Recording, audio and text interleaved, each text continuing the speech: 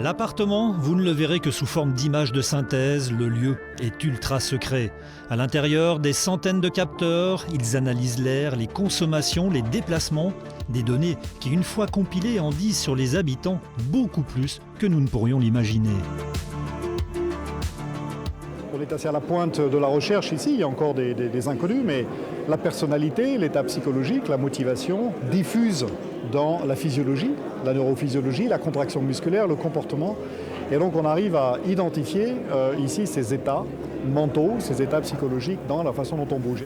Nos seuls déplacements en disent donc déjà énormément sur nous, mais dans cet appartement du futur, des centaines de milliers d'autres données sont collectées et analysées par les 13 laboratoires de recherche publics associés au projet HUT, Human at Home Project. Je vais travailler avec les collègues économistes, les collègues scientifiques, les informaticiens, les architectes, pour savoir quelles sont les données qui les intéressent, et en fonction quelle peut être la valorisation, et on anticipe sur les usages.